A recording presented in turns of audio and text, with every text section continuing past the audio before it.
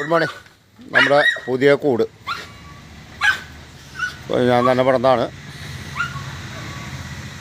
അപ്പോൾ പുല്ലൂട്ടി കാര്യങ്ങൾ ഒക്കെ സെറ്റ് ചെയ്തത് 12ക്ക് 5 ഇത് 12 അടി, ഇത് 5 അടി. കംപ്ലീറ്റ് വെർട്ടിക്കൽ പൈപ്പ് കൊടുത്തു നോക്കാണ്. അതൊക്കെ വെർട്ടിക്കൽ സപ്പോർട്ട് സെൻറ്ററിൽ പുറത്ത് വെച്ചു, കാരണം ആടുങ്ങൾ ചവിട്ടി കയറി കാണിക്കാൻ. ഇതിപ്പോൾ ആടിന് കയറാനുള്ള റാമ്പ്.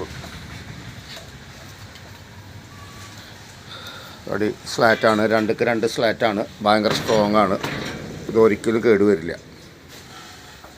ഇപ്പോൾ കംപ്ലീറ്റ് വെർട്ടിക്കലാണ് പോണത്. മരമാണ്. മരം ഞാൻ FOC പെയിൻ്റ് അടിച്ച് നോക്കുകയാണ്. ഇവിടെ 5 അടി പാർട്ടീഷൻ, അതും വെർട്ടിക്കൽ തന്നെ കൊടുത്തോണം. ആടുകൾ അല്ലെങ്കിൽ ഈ നെറ്റയ്ക്ക് വയ്ക്കുമ്പോൾ എന്താ പ്രശ്നം വെച്ചാൽ ആടുകൾ അതിൻ്റെ മുകളിൽ ചവിട്ടി കയറിക്കും. ഇതിപ്പോൾ സിമ്പിളായിട്ടുള്ളത്. ഇത് പുല്ലൂട്ടിയുടെ ഇത്. അപ്പോൾ ഇവിടെ റൗണ്ട് പൈപ്പ്, മുമ്പ് ഞാൻ സ്ക്വയർ പൈപ്പ് കൊടുക്കാറ്. അപ്പോൾ ആടിൻ്റെ കഴുത്തിലെ രോമം പോകണം. അപ്പോൾ ഇതിന് ഈ പ്രാവശ്യം റൗണ്ട് പൈപ്പാക്കി. ഇത് മുട്ടനുള്ള കൂട്. ഇത് 5ക്ക് 4 ഇങ്ങനെ 4 അടി, ഇങ്ങനത്തോട് 5 അടി.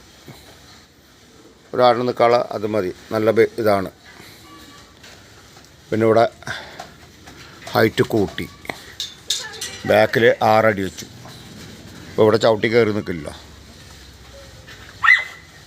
അപ്പോൾ അങ്ങനെ ആട് പരിപാലനത്തിൻ്റെ രീതിയിൽ അവരുടെ സിസ്റ്റം അനുസരിച്ച് ഞാൻ പണിതാണ്. ഇത് FOC പെയിൻ്റാണ്, ഡബിൾ കോട്ട്. ആദ്യം ഡബിൾ കോട്ട് പ്രൈമർ അടിച്ചു. അതിന് ശേഷം അതിൻ്റെ മുകളിൽ പെയിൻ്റ് അടിച്ചു. പ്രൈമറും പെയിൻറ്റും വ്യത്യാസമുണ്ട്. അപ്പോൾ ഇതുപോലെ 2 അടി ഹൈറ്റുള്ള അതിനത് ചരൽ ഭൂമിയാണ് ഞങ്ങളുടെ, വെള്ളം പിടിക്കില്ല. അപ്പോൾ അതുകൊണ്ട് 2 അടി ഹൈറ്റ് മതി. ഇങ്ങനെ സൺസൈഡ് കൊടുത്തു. അപ്പോൾ ഇവിടുന്ന് വരുന്ന തൂവാലടി ഇതുമ്പോൾ തട്ടും. ഇതൊക്കെ സ്ക്രൂ എന്തെങ്കിലും കുളത്തിടാൻ വേണ്ടിയിട്ട് വെച്ചാണ്. നല്ല തണുപ്പ് വരുമ്പോൾ ഷീറ്റിട്ട് മറിക്കാമല്ലോ. അപ്പോൾ അങ്ങനെ സിസ്റ്റം. ഓക്കെ. ഇവിടെ ഒരു ഡോറ്, ഇവിടെ ഒരു റാമ്പ് ആണ് കയറാനുള്ളത്.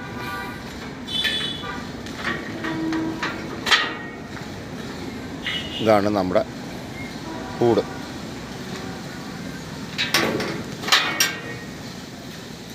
ഇത് ബാക്ക് സൈഡാണ് സപ്പോർട്ട് കൊടുത്തോണം. ഉള്ളിൽ നിന്ന് സ്ക്രൂ ചെയ്തു. കംപ്ലീറ്റ് സ്ക്രൂ ആണ്. മരം, ഇരുമ്പ് സ്ക്രൂ.